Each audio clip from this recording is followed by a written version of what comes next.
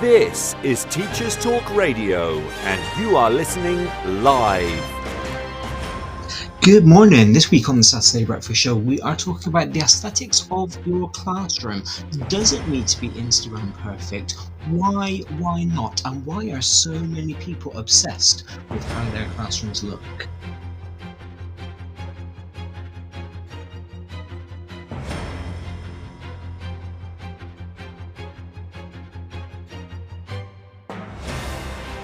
This is Teachers Talk Radio, and you are listening live. Tune in live at ttradio.org, or to join in the conversation, download the Podbean app and search Teachers Talk Radio. Follow the hashtag TTRadio. Tune in, talk it out with Teachers Talk Radio.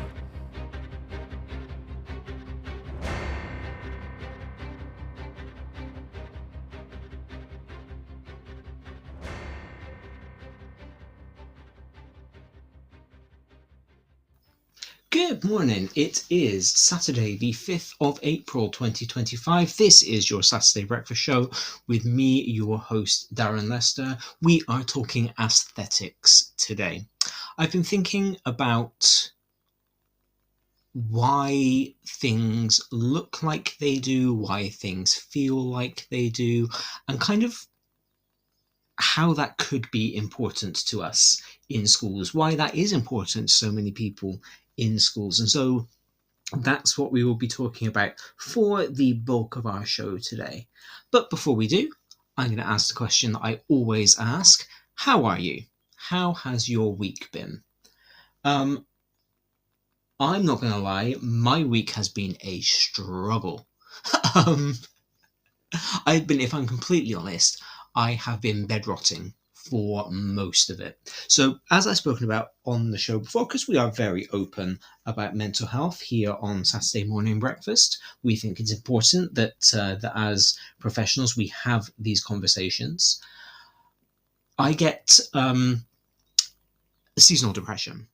And, when people think about seasonal depression, they think about the winter. I've seen so many YouTube videos over the past couple of weeks where people have said, oh, isn't it great? The sun is coming out. My seasonal depression is lifting. I feel amazing. Everybody is loving it. No, not everybody is loving it.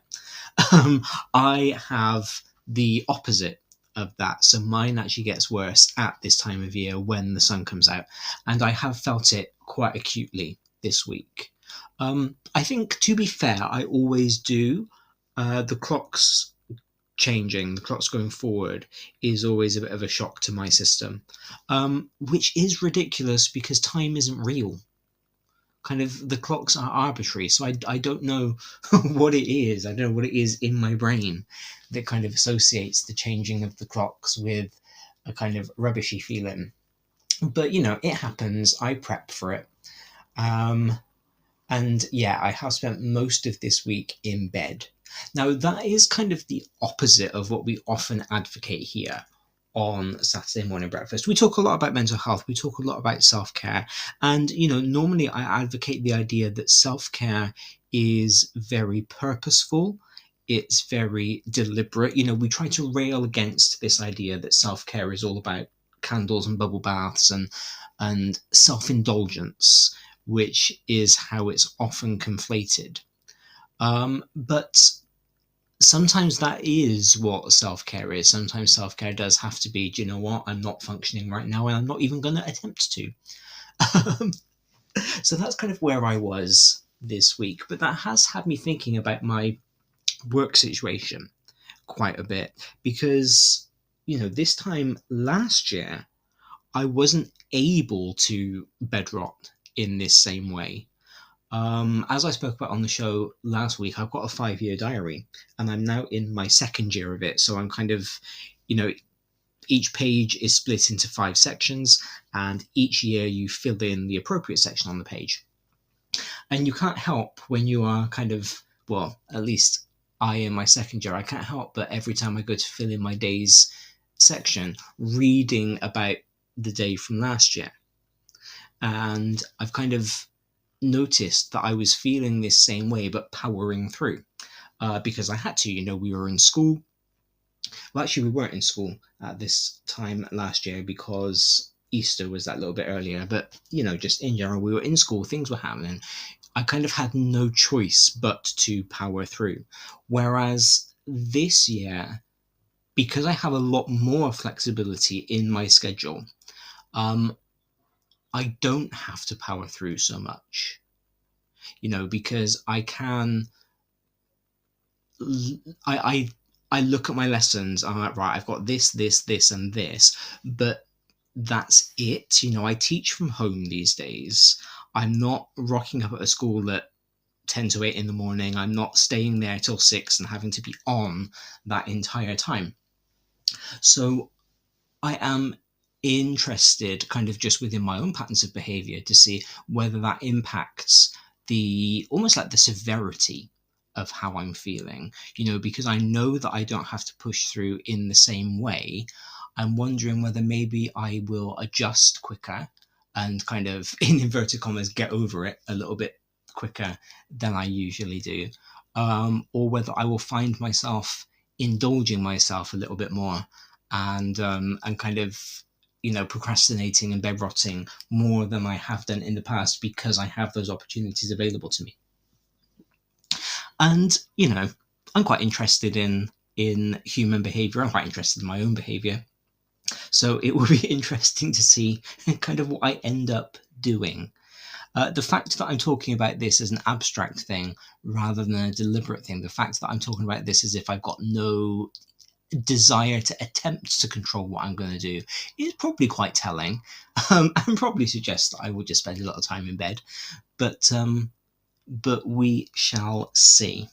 This is, of course, not to say that my week has been all doom and gloom, because as with everything, there are lows and there are highs, and I've had some really good experiences this week. I had a lesson with my year 11 Latin class yesterday, and that was amazing because we're in revision now. We're kind of mopping up any loose ends. I'm making sure they really understand their grammar, they really know why word choices are as they are. And then I thought I'd challenge them, so I pulled out an AS piece of prose, a kind of an A level, a year 12 piece of prose, and I was like, let's have a go at translating it. And they did. There was only one thing that they struggled with. There was an antecedent that wasn't very obvious, and they found that difficult. But they were supposed to, because this was a piece of prose that they were translating, kind of 2 years ahead of what I'm expecting of them, of what the exam would expect of them, and they coped with it really well. So yeah, I was really proud of them. That was a really good experience.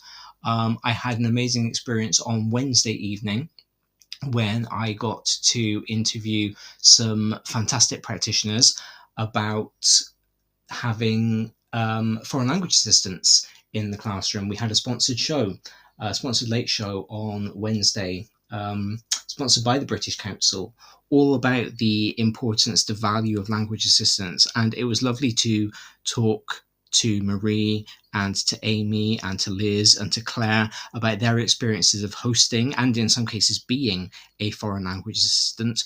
We had a very eloquent student named Freya. She came on and spoke about her experiences as a student with a language assistant.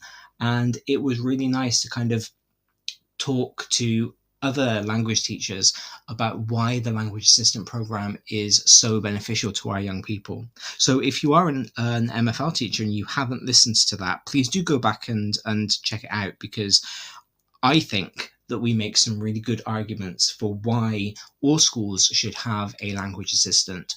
We put forward a few cases that you can take to your SLT, that you can take to your head teacher about why it's important. And we explain, because this was one of the comments that I received after the show, was that the FLA is quite often seen as a symbol of disparity between schools, because not all schools can afford one. Budgets are tight, we understand that, but in the show we talk about that, and we discuss about how one particular school has made it work by sharing their language assistant with another school. The language assistants are not that expensive anyway, and if you then have a 50-50 split with another school, or even a 20-20-20-20-20, is that enough? Is that too many? Split with 5 other schools, so the FLA does 1 day a week at each school. There are ways to do it if you have got management who are willing to kind of make that investment. So yeah, if you are thinking about it, if you're on the fence, if you need some convincing, do go back and listen to that show from Wednesday evening, because it was a really, really good discussion. So there we go. That has been my week. As with all weeks, there are highs, there are lows, and we take them, because that's kind of what life is. We battle through, and we make it to breakfast time on Saturday, and we are grateful for that, because we are aware that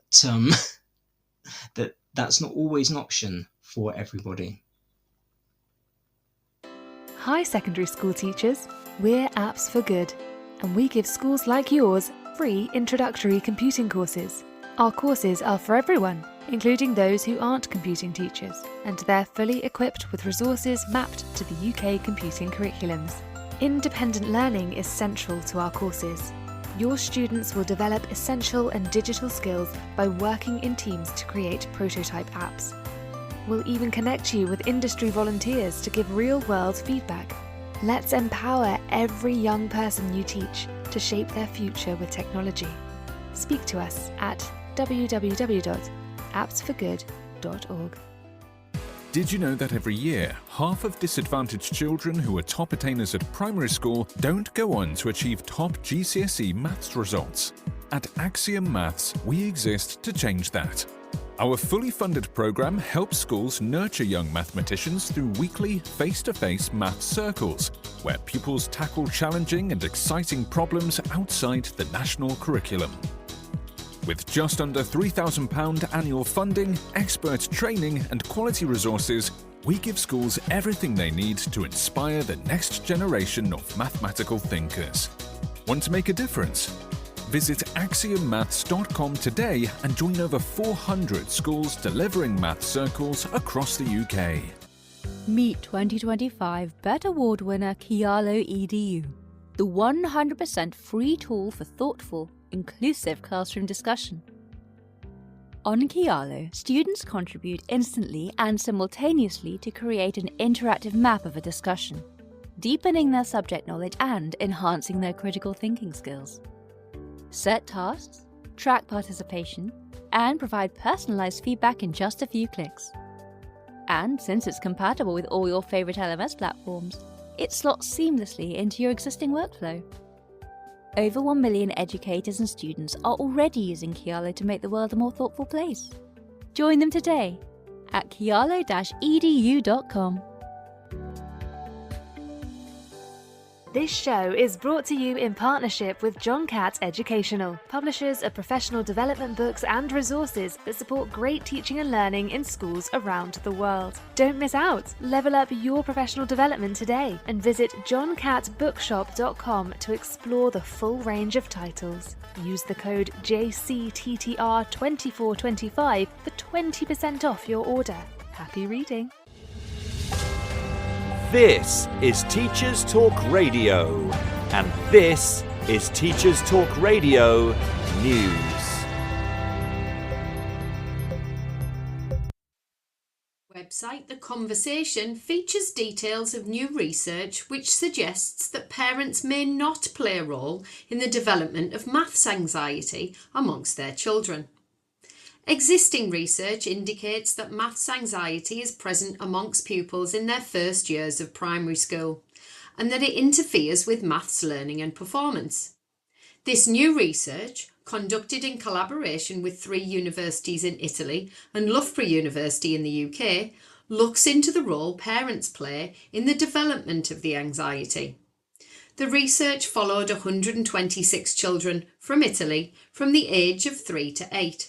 Assessing their maths skills and their level of maths anxiety at key points.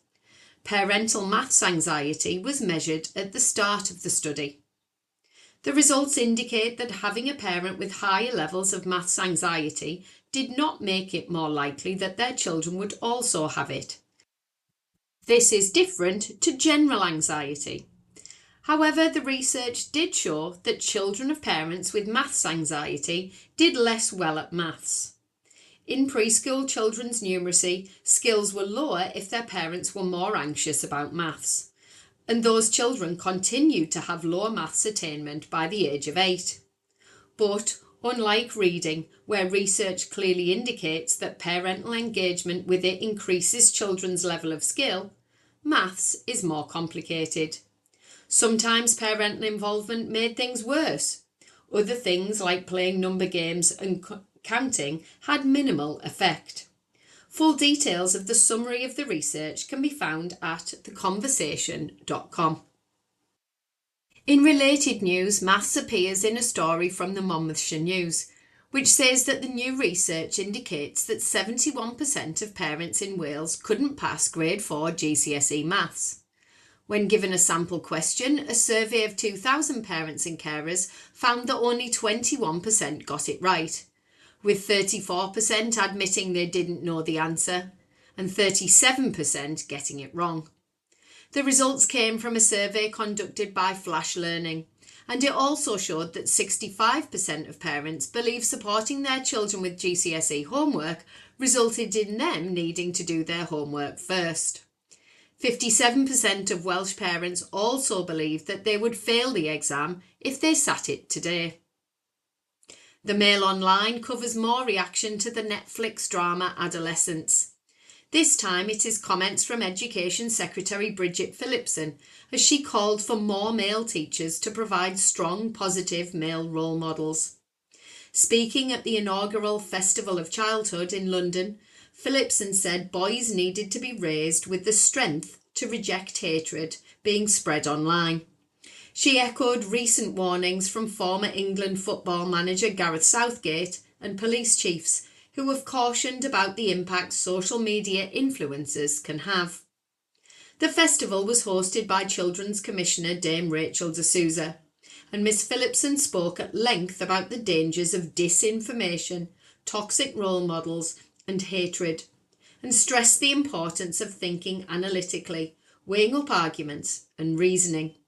Ms Phillipson did acknowledge that the responsibility does start at home with parents, but added, "I want more male teachers, teaching, guiding and leading the boys in our classrooms." The BBC covers the judicial review of the government's policy of adding VAT to private school fees. Barristers representing Chancellor Rachel Reeves, HMRC, and the Department for Education said private school parents paying their fair share would help raise standards for children who attended state schools. The judicial review was brought by 3 separate groups, including parents of children with special educational needs and disabilities and low-paying faith schools. The groups claim the policy is discriminatory and incompatible with human rights law. Full details of the story can be found on the BBC News website. The hearing decision is expected at a later date. Finally, BBC Breakfast covered the opening of an exhibition at the Food Museum in Stowmarket, Suffolk, which offers visitors the opportunity to sample semolina, pink custard and turkey Twizzlers. The showcase of school dinners through the ages from the 1940s to the present day will help visitors learn about the history of school meals policy. The museum's director, Jenny Cousins, said school dinners were a cross-generational experience, and that whilst the food tasting added a bit of fun, there was a serious side of the history of why we feed children at school. The exhibition will remain at the museum until February 2027. This has been Teachers Talk Radio News with Joe Fox. Thank you, Joe. Very, very interesting as always. I am not an athlete. I would love to be one. I have these kind of romantic notions still of being the kind of aesthetic poet that I wanted to be when I was little, you know, waking up very early in the morning, going down to a river, composing a poem, coming back home again, having a light breakfast, all of the good kind of Victorian ideals, when I know full well I would have died of dysentery. But that's just not how I'm made. I live in joggers and hoodies. Quite honestly, my bookshelf is a mess. I really need to tidy it up. I am just not aesthetically inclined. So I'm probably not the best person to be hosting this show, quite honestly, on classroom aesthetics. But I think the fact that I'm not aesthetically inclined actually has been quite helpful when designing classroom layouts in my career, because it means that I have done the work. And I have also in my career been quite amazed by how many people have been in positions of designing classrooms, painting walls, choosing colour schemes, but have not had any training in that, have not had any training in how colour impacts sensory overload, how classroom design can facilitate and make worse classroom behaviour. Which is, not to say that I personally have had very much training. I did, I think, one module at university on classroom design and display. I've read a few books kind of when trying to figure out my own ideal classroom aesthetic, as it were. So I'm hardly an expert in it, but I have been shocked at the number of people who have kind of made these decisions without doing any of the reading. And it always comes back to what I think is the most important thing in schools, which is deliberate practice. I think we have to recognize that everything we do has an impact, even things that we don't think should have an impact, like what color our walls are, is really important because of how the brain works, because of how the brain processes. And I think it's very important for us to be deliberate about those things and to be cognizant of them. So that's kind of where I'm coming from today. I'm not pretending that I know everything there is to know about interior design. If you could see the room that I'm sitting in right now, you would be aware of that. But I do think it is an important thing for us all to be aware of. And sometimes we're not even aware of the fact that we're not aware of it. Now, this show as a whole was inspired by what we quite often see from the social media teachers. So there are across the world, particularly in the US, but it's not just based in the US. There are across the world teachers who are gathering a following, who are kind of making a side hustle out of social media. We see them on Instagram, we see them on TikTok, we see them on the microblogging platforms. They are everywhere. And there is a big subset of these teachers who are very much into the aesthetics of their classroom. And, they will make very interesting videos, which like, come shop with me for my classroom decor. And they will kind of talk us through the choices they make behind the setting of their classroom, behind the stuff that they pick up in the office supply stores or wherever it is they might go shopping. And, you can find content creating teachers who make whole series behind the decisions that they make about the decoration of their classroom. And I do find that really interesting. I find it really interesting because they do go for the incredibly aesthetic classrooms. They will go for a theme, they will go for a motif, and the classrooms end up being beautiful, very, very Instagram worthy, as it were. But they are very much not my experience of a classroom. And I find that really interesting about how they kind of are able to juggle creating their aesthetics, coming up with their color scheme or their motif or whatever it might be, and putting that onto their classroom, kind of laying their classroom out in that way. I also find it quite interesting because in the UK, we talk a lot about taking ownership of our classroom. And that is quite often put down to where in the classroom we stand. The idea that we should walk around while the children are working, that the space is ours and we should inhabit all of it. What I think, though, is quite interesting looking at the social media teachers is that they take control of their classroom through the decoration. So their classroom kind of is very much theirs. They put their stamp on it. They put their personality on the walls throughout the room. It is their room, and the children then kind of come in and are guests, I suppose, in that room. Whereas what I've seen in most British classrooms, which are a lot less aesthetic, they tend to be more functional. It's a case of everybody feels a bit like a guest, really, because the classroom is almost a blank canvas on which you can project the personality of the class as a whole. And I find that dichotomy really interesting. To whom does the classroom belong? Does it belong to the teacher who is in it? Or does it belong to the group identity of the teacher with each of their individual classes? Because that's something that you have to weigh up when decorating your room. It also raises the question of to whom does a room belong in a very practical sense, particularly these days where, quite often teachers will share classrooms. Very few teachers will have a room in which all of their lessons are taught. And even if they do, they are very rarely the only teacher that occupies that room. The curriculum is crowded. We need to get as many lessons into a day as we possibly can. And so that quite often means sharing your classroom. And so if you go for an overly aesthetic classroom, if you go for a classroom that is kind of your personality on the walls, what does that mean for the other teacher that comes and teaches in it?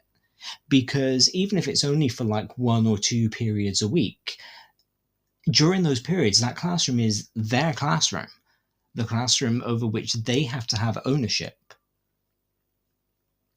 And so I think classroom aesthetics can say a lot about the individual teacher who is in the room, who feels ownership over the room, about the functionality of a room, and about how the school itself sees interpersonal, interrelational dynamics between different people who may inhabit a room.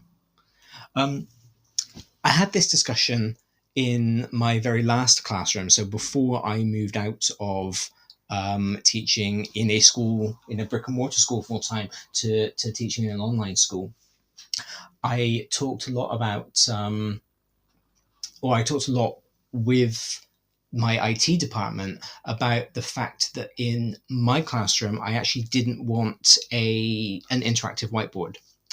I taught a lot of speaking. My job was mostly speaking, or at least in my classroom, my job was mostly speaking. Where I taught other skills, I would teach in other classrooms. And so because my classroom was a speaking classroom, I didn't need an interactive whiteboard. An interactive whiteboard didn't kind of facilitate my lessons. And if anything, it could become a distractor. Because the moment you have an interactive whiteboard and the minute you are able to show videos or MP3 files or anything like that is the moment that you start to. And I kind of felt that, I personally would be distracted by all of the different things that I could do with it when I wanted to focus on speaking.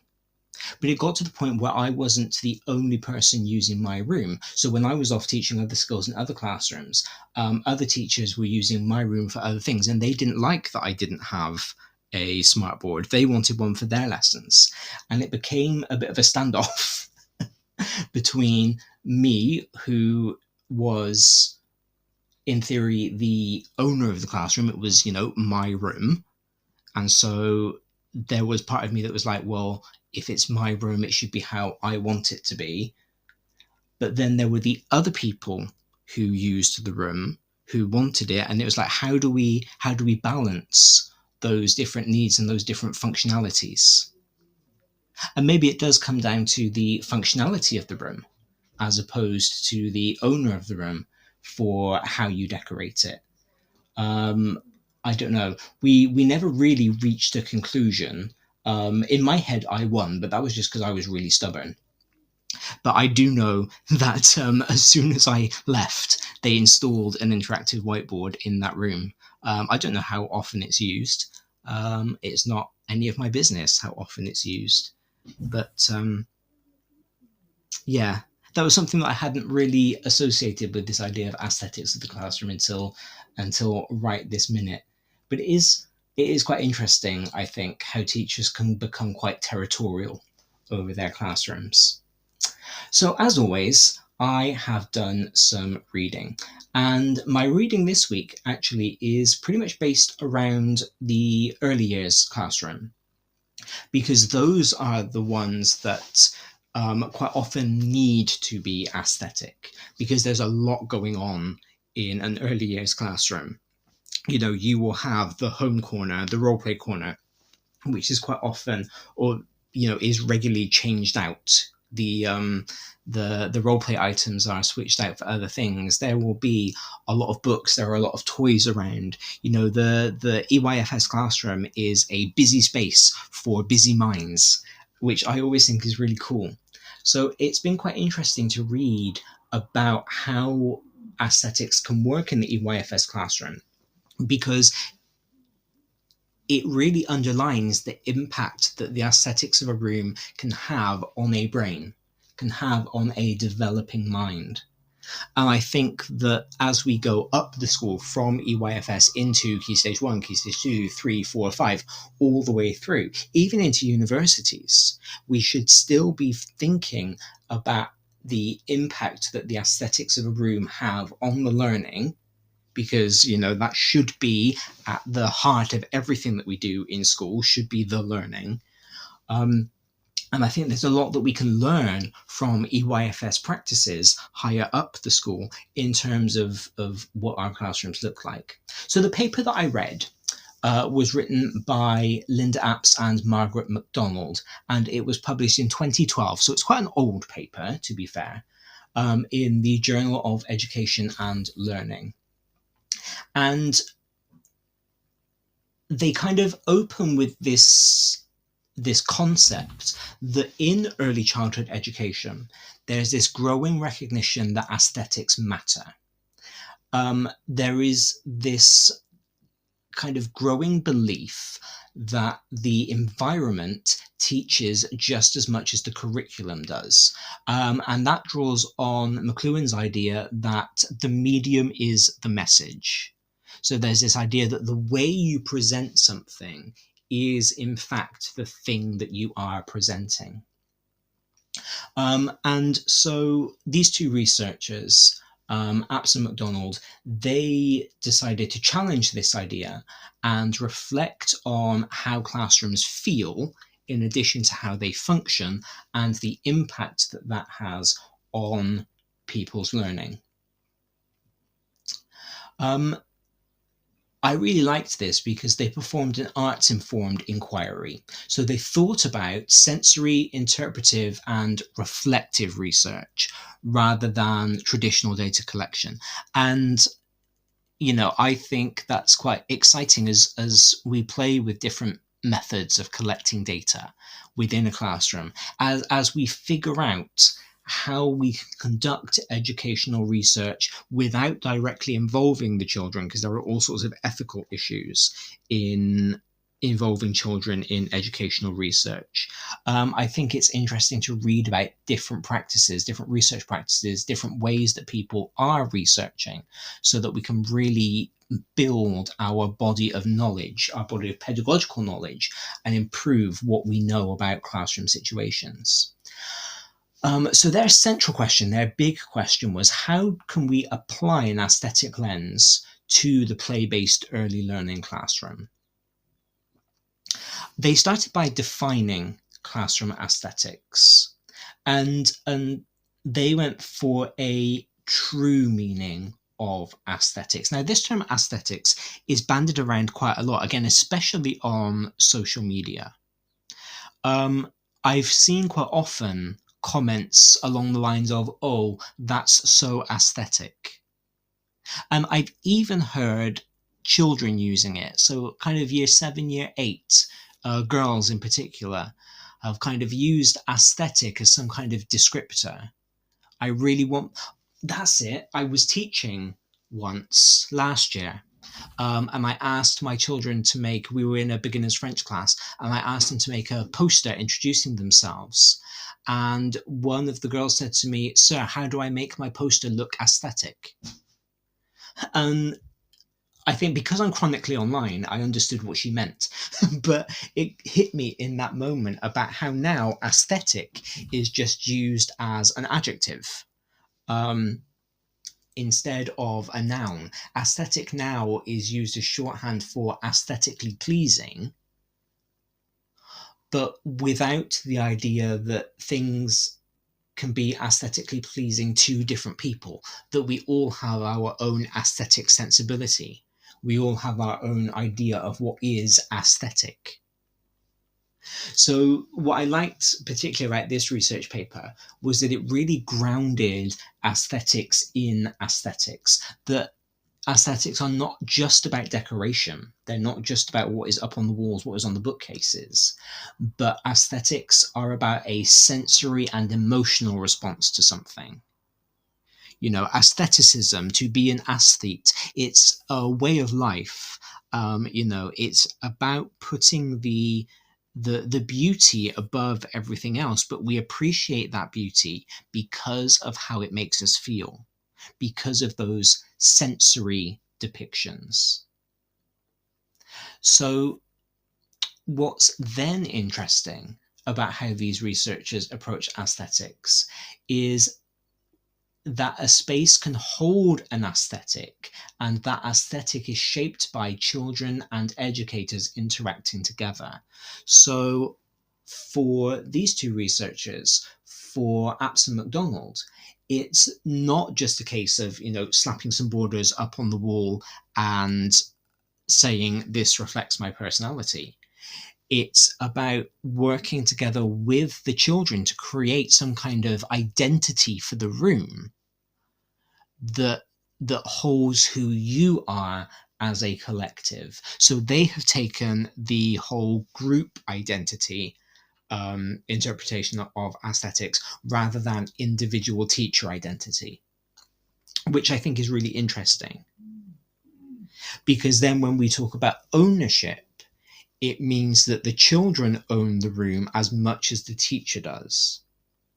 And I think in an EYFS classroom, that's really important, because in the early years, the children do have a lot of space to explore and to play and to move. So, when I haven't taught early years for a very long time, but when I did, it was all about centers and carousels. So, one group of children would be working with me, one group of children would be working with the TA, one group of children would be playing outside independently, and one group of children would have an independent inside activity, and then they would cycle round through those different activities. So there was a lot of movement, and the children needed to be comfortable in that space. So I think this idea of aesthetics in the early years being built out of the group identity of you as the teacher, you as the TA, and the children all together is very important. As you move up through the school, and as the children are more sedentary in your lessons, particularly, if you are a less practical subject, if you are something like humanities or English or languages, where there is a lot of kind of the children sitting and working in exercise books and textbooks, whatever, it might be then that you as a teacher can put more of your personality up on the walls, because it is less of a class identity and more of a you identity, because the children need less ownership, because the children are used to moving around. So aesthetics, I think, are important when considering the age of your class as much as anything else. But then I also think about a lot of those social media teachers that I've seen who are elementary school teachers. They are primary school teachers, and they are putting their own aesthetic up in the classroom, and then kind of, I suppose, hoping that they will mold the class to that, as opposed to them molding to the class. That's what I'm trying to say. And that, I think, gives a different experience, doesn't it? That kind of, instead of the class then having an identity that is carried up through the school and the teacher adapts to it, and they become class C, and that's who they are, you then get class C having the experience of you as a teacher. And then next year, class C will have the experience of somebody else as a teacher, and their class identity might become a bit more malleable. It might become a bit more controlled by your own identity as a teacher. There's a lot to unpack. Anybody who thinks that that decorating a classroom is just about slapping some magnolia paint upon the wall is very much mistaken. So, like I said, in this paper that I read, they used McLuhan's framework of the medium is the message. The classroom structure itself teaches. And I very much agree with that. Because, as you know, I'm very much on board with cognitive load theory. A few months ago, I did a whole show about cognitive load. So if you're not too sure, please do go back and have a listen to that one, because I kind of explain what it is and why I think it's important. But essentially, there's this idea that there can be too much going on for your brain to process, and that slows the brain down. It stops information from being absorbed. And as I explained in that show, everything that you perceive, everything that you sense is being processed by your brain at all times. So if you have your eyes open and you are able to see, then you are able to see because your brain is processing all of that information around you. Which means that if you have a very busy classroom, from the moment your children come in, that's what they are processing. And as I learnt in my classroom layout and display module at university when I did my initial teacher training, different colours can prompt and provoke different levels of processing, which means that different colours are important for use in the classroom. So even if we go beyond the idea of, the classroom can be used to teach through your display, through having posters up, and all of that sort of thing, and we think about the very basics of the classroom, even down to the colour of the wall, the texture of the carpet, whatever it might be, those are all things that are being processed. And what we want to do, because we want our lesson to be the most important thing, is make sure that we go for things that take up less cognitive load, that take up less processing energy, I suppose. So I didn't know about McLuhan until I started reading this paper. But I think this idea of the medium is the message is really powerful. And I think it's really important, regardless of which way around you take it, regardless of whether you think that you should make your classroom a very high impact, high processing environment because your children need that stimulation, or whether you want to go the other way and make your classroom a lower impact, lower processing environment because the children need to be calmed a little bit more. Do you know what? That was going to lead so nicely into the adverts. I thought I had that queued up beautifully, but the battery on my mouse has just run out. This is how you know we are live, everybody, because things like this happen. So I am just going to kind of fill some airtime while I plug my mouse in so that we then can go to our adverts. Hi secondary school teachers, we're Apps for Good, and we give schools like yours free introductory computing courses. Our courses are for everyone, including those who aren't computing teachers, and they're fully equipped with resources mapped to the UK computing curriculums. Independent learning is central to our courses. Your students will develop essential and digital skills by working in teams to create prototype apps. We'll even connect you with industry volunteers to give real-world feedback. Let's empower every young person you teach to shape their future with technology. Speak to us at www.appsforgood.org. Did you know that every year, half of disadvantaged children who are top attainers at primary school don't go on to achieve top GCSE maths results? At Axiom Maths, we exist to change that. Our fully funded programme helps schools nurture young mathematicians through weekly face-to-face maths circles, where pupils tackle challenging and exciting problems outside the national curriculum. With just under £3,000 annual funding, expert training and quality resources, we give schools everything they need to inspire the next generation of mathematical thinkers. Want to make a difference? Visit axiommaths.com today and join over 400 schools delivering math circles across the UK.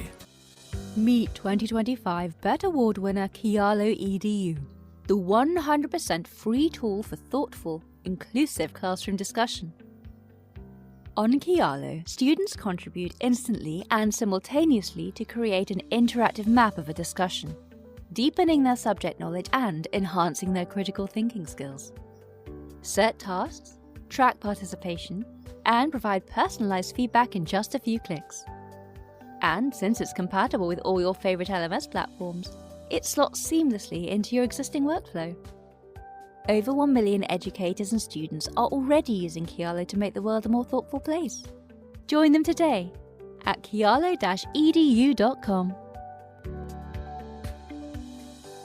This show is brought to you in partnership with John Catt Educational, publishers of professional development books and resources that support great teaching and learning in schools around the world. Don't miss out! Level up your professional development today and visit johncattbookshop.com to explore the full range of titles. Use the code JCTTR2425 for 20% off your order. Happy reading! So, the elements of classroom aesthetics in this article are broken down into 4 broad sectors. You've got the design or the layout of your classroom.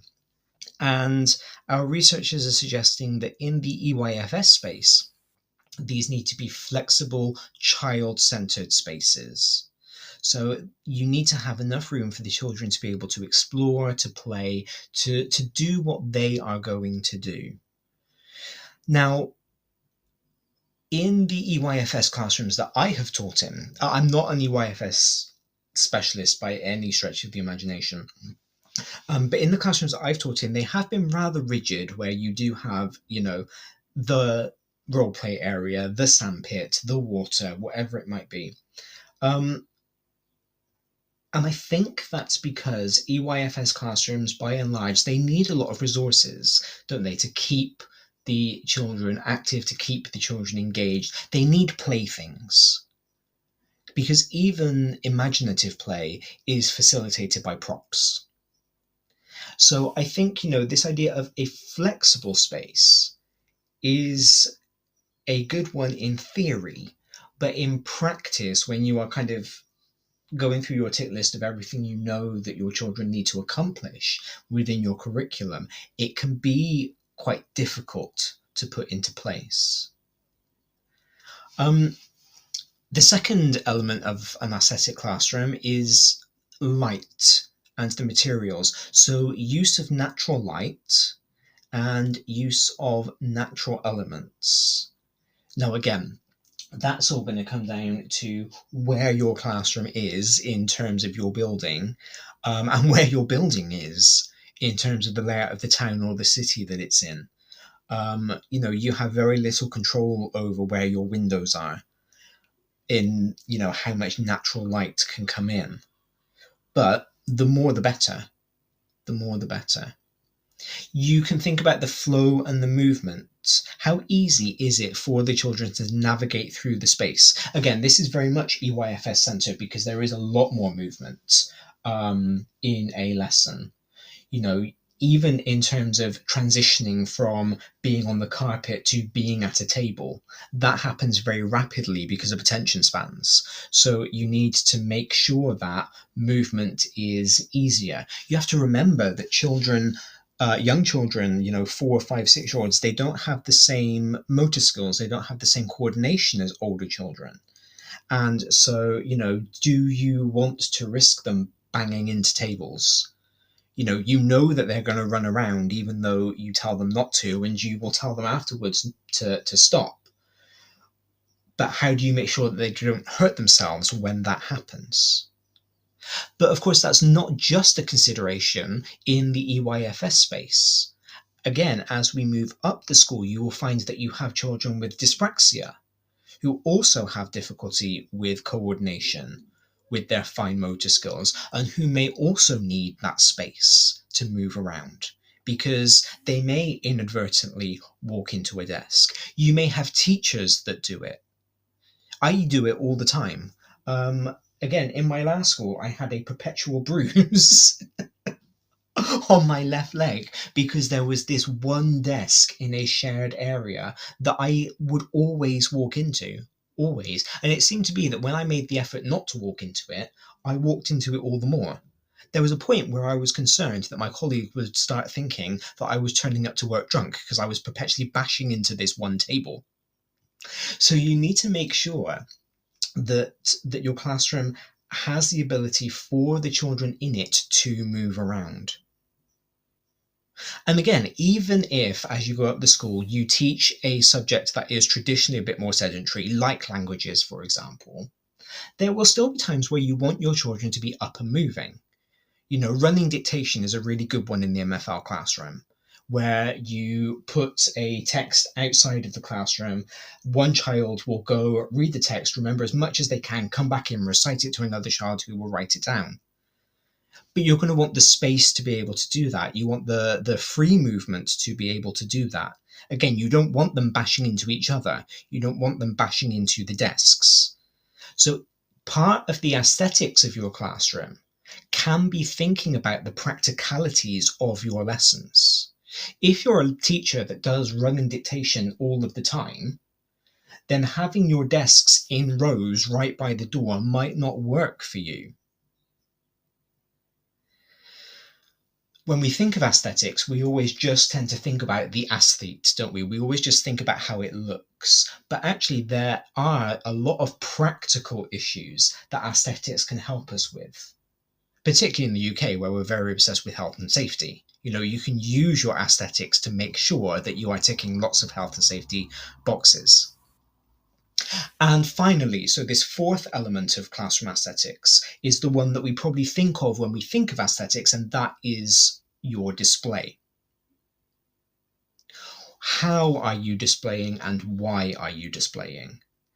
Now, again, we are, in the UK at least, we go backwards and forwards, don't we, in terms of what makes a good display? Should a display be there to help the child? Should it be there as an aide-memoire, or should it be there as a showcase of children's work?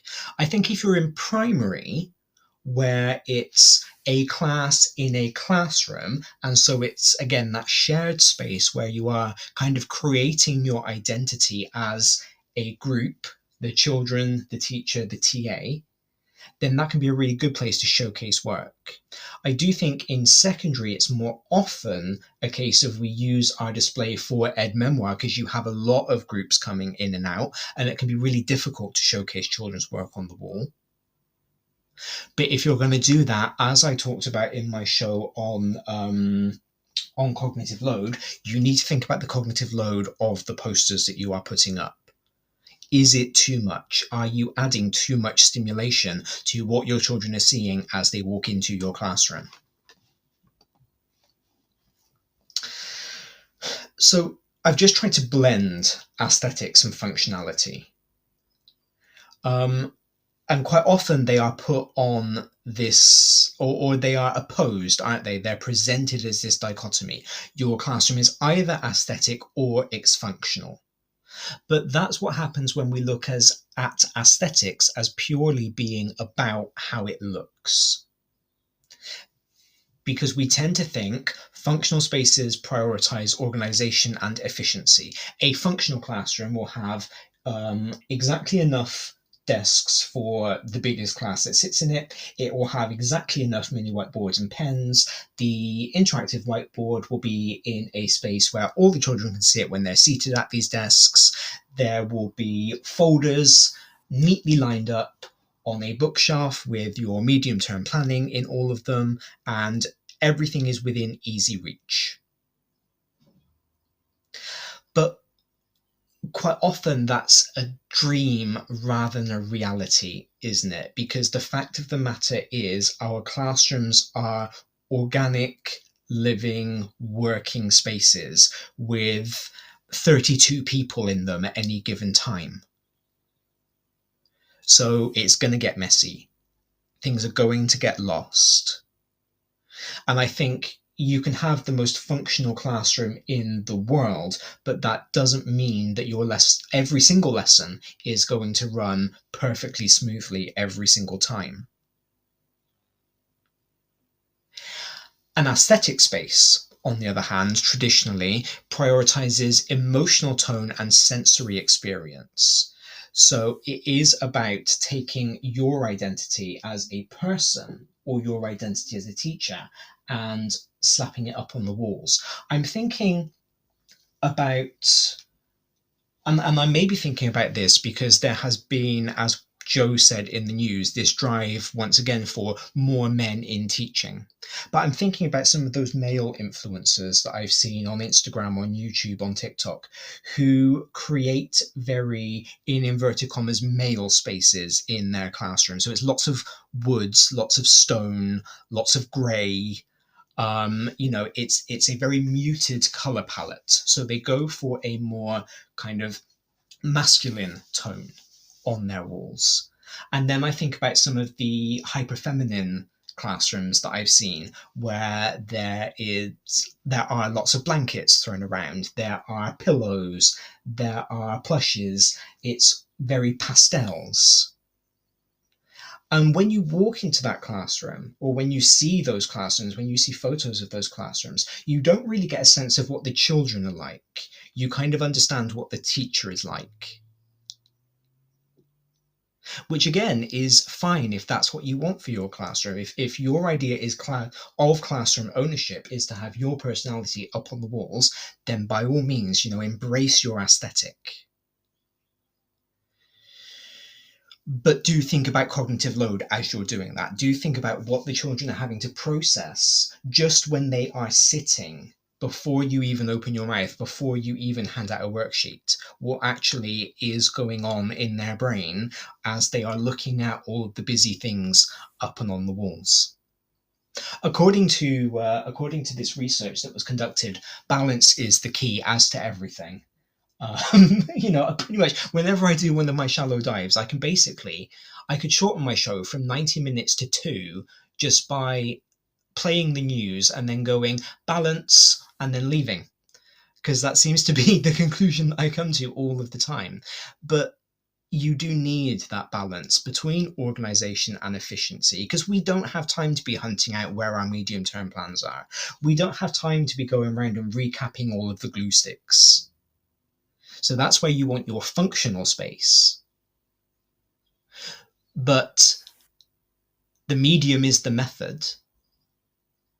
And so you do want an emotional tone in your classroom. You do want it to be a positive sensory experience, because it's going to be a sensory experience regardless of what you do. Your classroom will not be a sensory neutral space. That cannot exist. So whatever happens, your children will be sensing things, they will be perceiving things, they will be processing things. So think about what it is you want them to be sensing, perceiving, processing when they walk in.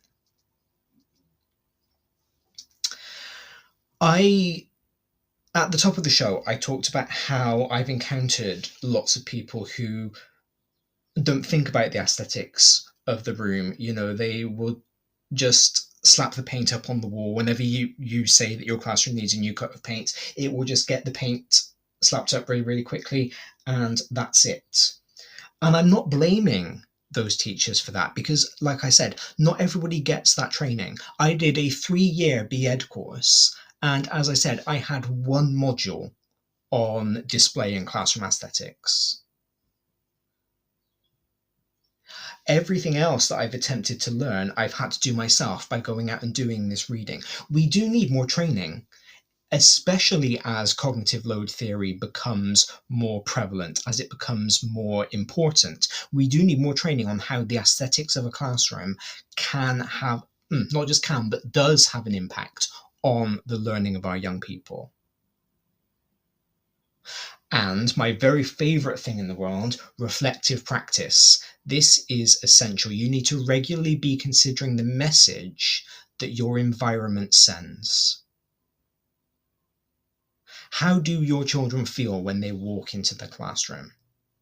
Do they feel that the space is theirs as much as it is yours? Do you want them to feel that the space is theirs as much as it is yours? Because I think this starts to raise very interesting questions about classroom management and classroom control. Whose classroom is it? Is it my classroom, or is it our classroom?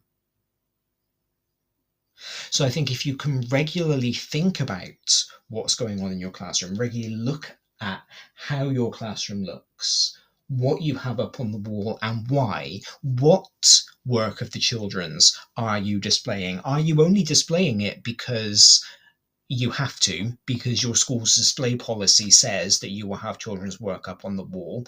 Or are you doing it for a reason? Have you thought about how it will boost a certain child's self-esteem to have their work up on the wall? Have you thought about how a certain child will always have their work up on the wall and how it will make them feel if they don't? Because remember, every choice that we make has some kind of impact. Every decision that we make sends some kind of message. The research that I did came up with some practical strategies of how we can improve the aesthetics of our classrooms in the EYFS context, of course, but is something that we can all take on board in order to find that balance between aestheticism and functionality, and really make sure that our classrooms are working or in a way that we need them to be working. So the first thing that they suggest is to set up an invitation to explore. So make sure that the aesthetics of your classroom are inviting. Make sure that the aesthetics of your classroom are making your children want to learn, making your children want to try new things. One of the things that you will see quite often in MFL classrooms up on the wall are posters of like music festivals from target language countries, or film festivals, or maybe like menus from restaurants. And realistically, they're there because as MFL teachers, we keep being told that realia are important, that things from the target language country are important for the children to be exposed to. But what we actually want them to do is to go and read those menus and to try and figure out what exactly is in this gazpacho and whether or not they would want to try it.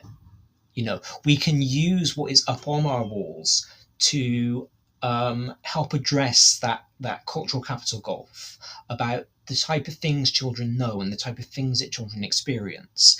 And if they are invited to explore what is up on display, it's going to make them all the more excited to do that. Our displays then need to be meaningful and kept towards the children's learning. So I never ever thought that I would do this, because I was very much I've got some displays up and that's good enough. There are other things that I need to be doing with my time type of person. But actually, our displays do need to tie in to what's going on presently in our classroom. We don't update our displays because it's open day. We don't update our displays because those kids left 5 years ago. We update our displays because everything that is on the walls is being processed by the children when they are sitting there, and we want them to be processing the things that are relevant to the lesson that they're learning.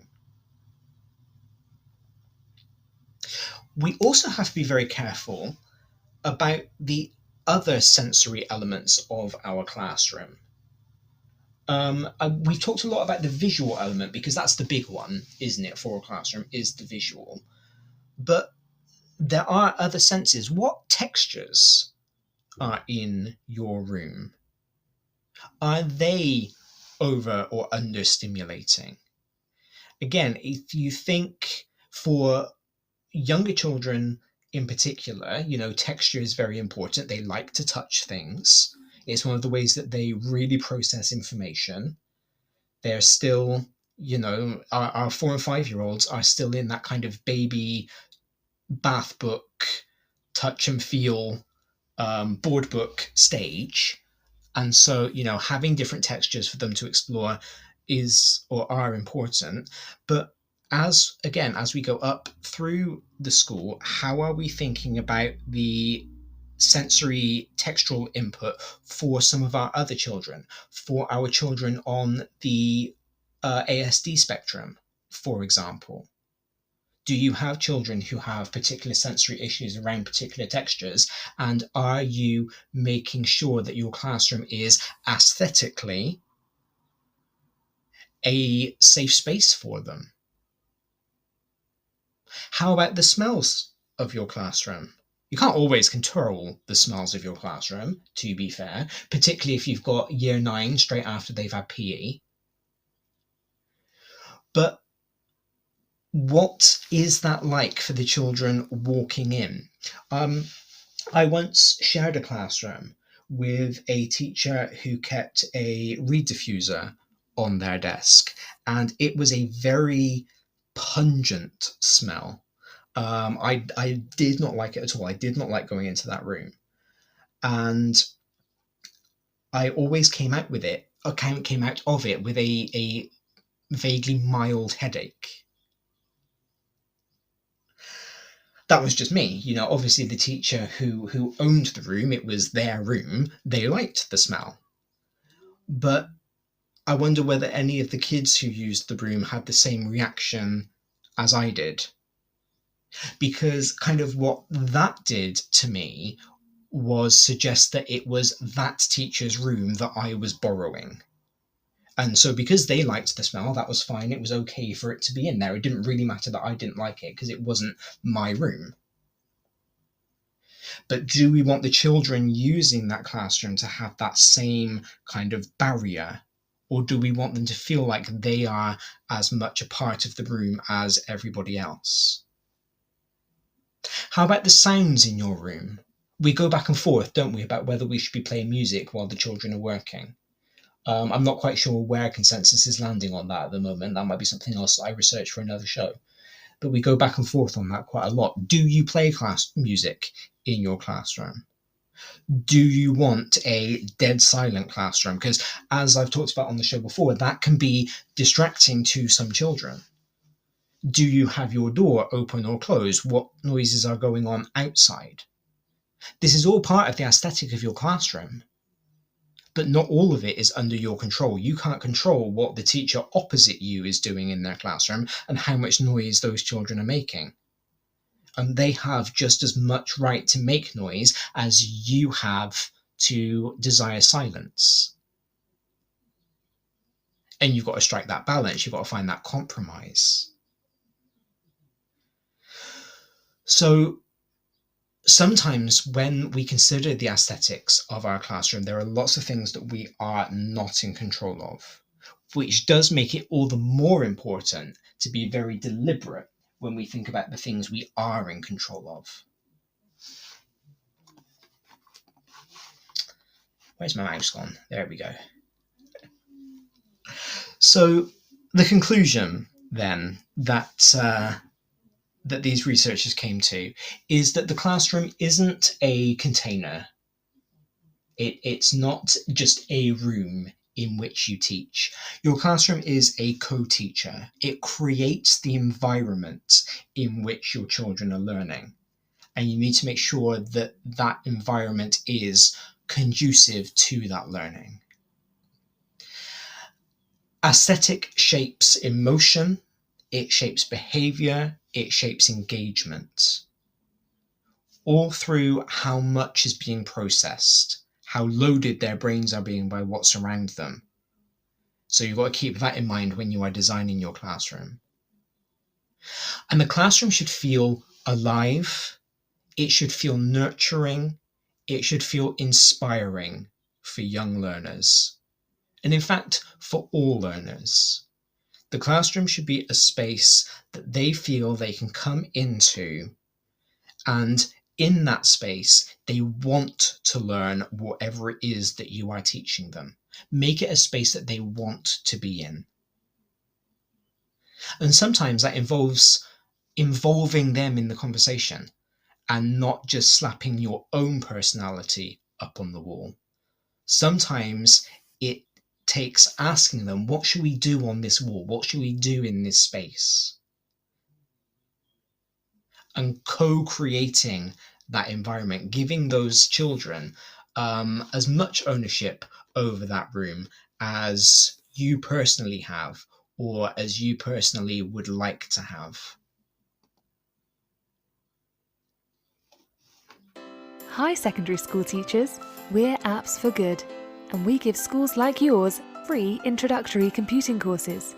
Our courses are for everyone, including those who aren't computing teachers, and they're fully equipped with resources mapped to the UK computing curriculums. Independent learning is central to our courses. Your students will develop essential and digital skills by working in teams to create prototype apps. We'll even connect you with industry volunteers to give real-world feedback. Let's empower every young person you teach to shape their future with technology. Speak to us at www.appsforgood.org. Did you know that every year, half of disadvantaged children who are top attainers at primary school don't go on to achieve top GCSE maths results? At Axiom Maths, we exist to change that. Our fully funded program helps schools nurture young mathematicians through weekly face-to-face maths circles, where pupils tackle challenging and exciting problems outside the national curriculum. With just under £3,000 annual funding, expert training and quality resources, we give schools everything they need to inspire the next generation of mathematical thinkers. Want to make a difference? Visit axiommaths.com today and join over 400 schools delivering maths circles across the UK. Meet 2025 BET Award winner Kialo EDU, the 100% free tool for thoughtful, inclusive classroom discussion. On Kialo, students contribute instantly and simultaneously to create an interactive map of a discussion, deepening their subject knowledge and enhancing their critical thinking skills. Set tasks, track participation, and provide personalized feedback in just a few clicks. And since it's compatible with all your favorite LMS platforms, it slots seamlessly into your existing workflow. Over 1 million educators and students are already using Kialo to make the world a more thoughtful place. Join them today at kialo-edu.com. This show is brought to you in partnership with John Catt Educational, publishers of professional development books and resources that support great teaching and learning in schools around the world. Don't miss out! Level up your professional development today and visit johncattbookshop.com to explore the full range of titles. Use the code JCTTR2425 for 20% off your order. Happy reading! So, does your classroom need to be Instagrammable? No, not if you don't want it to be. If you do want it to be, and that's your passion, then amazing. And, I do like looking at them. I do like hearing the thought process behind decorating an Instagrammable classroom. But whichever you decide, whether you want to go more minimalist or whether you want to go full maximalist, let's put our classroom all over social media, just do keep in mind that the aesthetic of your room is as much a teacher as you are, and it says a lot about the lessons that you are delivering. We are finishing there today because it is, of course, our week where Will comes straight on at 10:30, and I want to make sure that he has enough time to get into Podbean and get himself all set up. So please do stick around to listen to Will's show starting at 10:30. I have no other live shows for you this week, so if over the next 7 days you miss me, then please do go back and check out either, like I said, last Wednesday's live show brought to you by the British Council, which was all about having a foreign language assistant and the advantages of that, or the live show that we did 2 weeks ago, sponsored by the Mandarin Excellence Program, about why you should could have the MEP in your MFL department. If you choose not to do that, though, because I'm not here to tell you what to do, that's absolutely fine. I do hope that you will tune in next Saturday for our next show, our next breakfast together. I will be looking forward to it, and I hope that you will too. Regardless of what you do, I hope you have an amazing rest of the weekend. I hope you have a great week. If you're on Easter holidays already, then make the very, very most of this first week. Relax, don't do anything is my suggestion. If you are not and you've still got a week to go in school, then keep going, because next weekend will be here before you know it.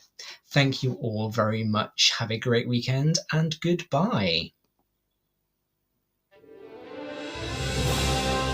You've been listening to Teachers Talk Radio. Tune in live and listen back at ttradio.org.